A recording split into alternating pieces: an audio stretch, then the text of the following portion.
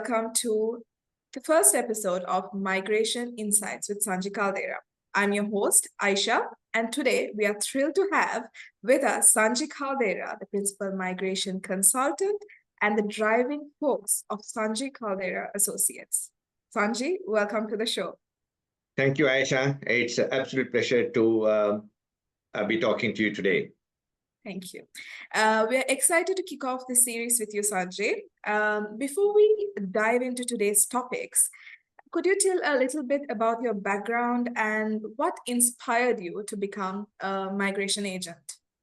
I'm a migrant myself. 35 years ago, I was not a migration a lawyer or a consultant when I migrated to Australia. Obviously, I was an accountant, and I have been helping many fellow countrymen. I come from Sri Lanka, so I have been helping with their, unofficially helping with their migration applications and so forth.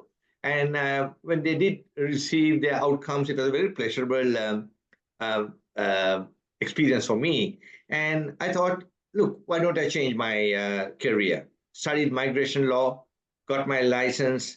This is going back almost 18 years ago.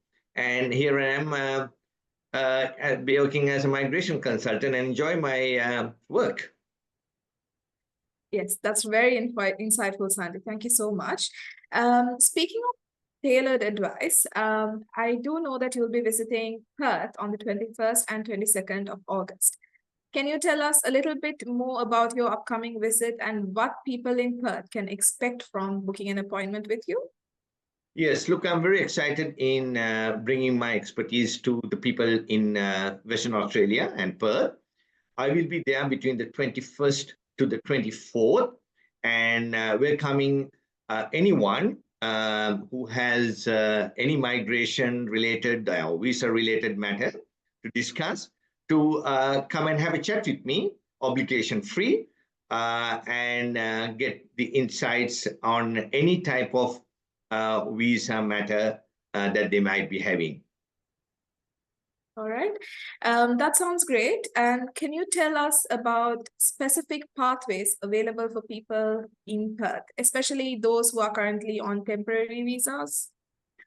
Yes, look, there are a lot of people who have come to study in Perth and on temporary visas. There are two very clear pathways for their pursuit of permanent residency. One is called the general skill migration, where we go through a point system and apply independently or through the Western Australian government sponsorship, or we go through what we call the employer sponsorship. There are many pathways depending on the type of occupation, depending on how many years of work experience. There are multiple different visa categories that are available for employer sponsorship, which is now becoming very popular. That's exciting. How about, I've heard that Western Australia state government supports the construction industry. Could you elaborate on that a little bit, Sanji?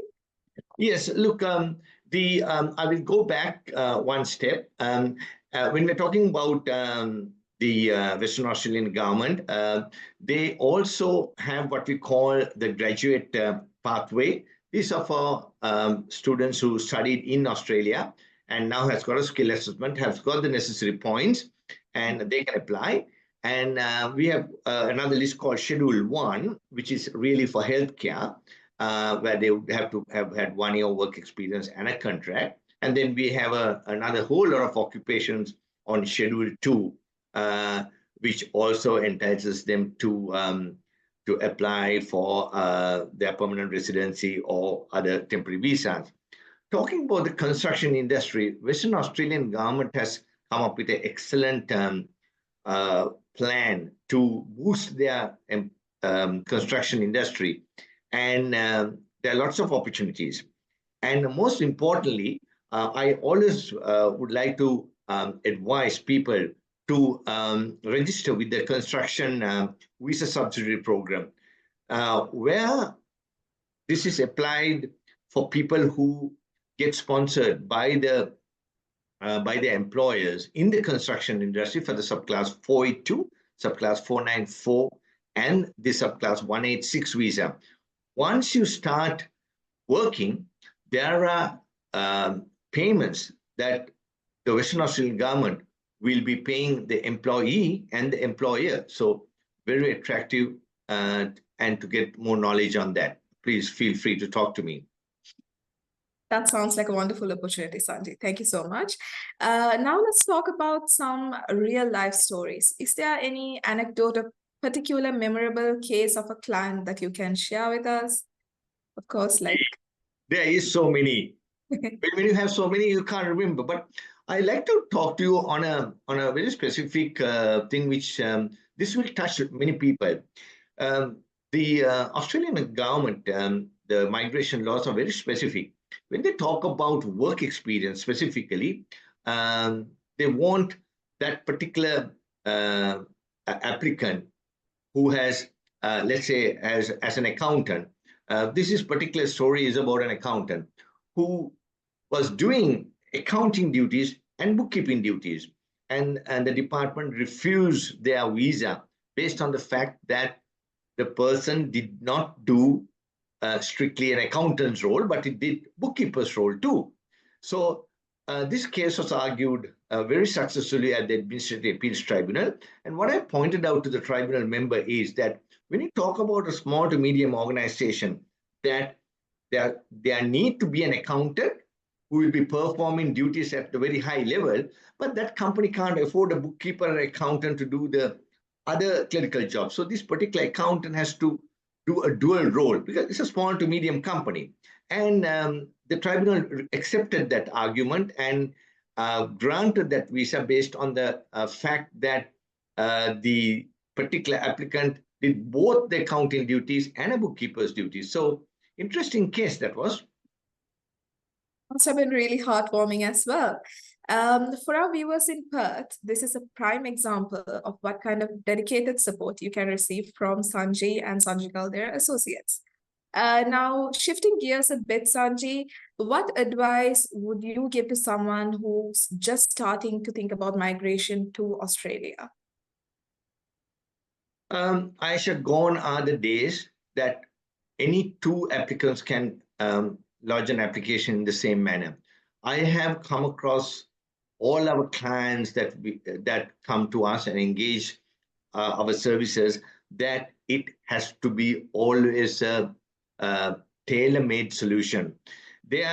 Sometimes some of the law points in relation to migration can be very straightforward, but it is not so. Specifically when it comes to work experience and skill assessments and so forth. So my advice is to do the research and not that everybody needs to come to a migration a consultant to get their advice, but knowing the challenges and knowing the rule changes, the exemptions and so forth that the law throws at you, I think it is a good idea to get advice from a MARA registered migration agent. That's some fantastic advice, Sanji. Thank you so much. Before we wrap up, can you give us a little bit of a sneak peek as to what we can expect in the coming weeks with these sessions and with the interviews? Yes, I believe that, Aisha, you're hoping to have many interviews with me on current topics. One of the topics that I'll be talking next time with you would be for people who are studying here and who are 36 years in age. I'm not talking about 35. There's some confusion there. People who have turned 36 and cannot apply for their 485 visa, what options available for them. Then I will also talk about the changes to employer sponsorship. There are many changes which are coming about and so forth. And also I'll be talking about as and when the state governments open their doors for the subclass 190 and 491 visa. All right, that sounds incredibly valuable. I'm sure our viewers are as excited as I am. And thank you so much for joining us today, Sanji. We look forward to seeing you in Perth and in the upcoming interviews. Thank you so much. Thank you, Aisha. Have a good day. Okay. Thank you. Thank you all for tuning in to our first episode of Migration Insights with Sanji Caldera. Don't forget to book your appointments for the Perth visit that's happening on the 21st and 22nd of August. Stay tuned for more valuable insights and see you next time.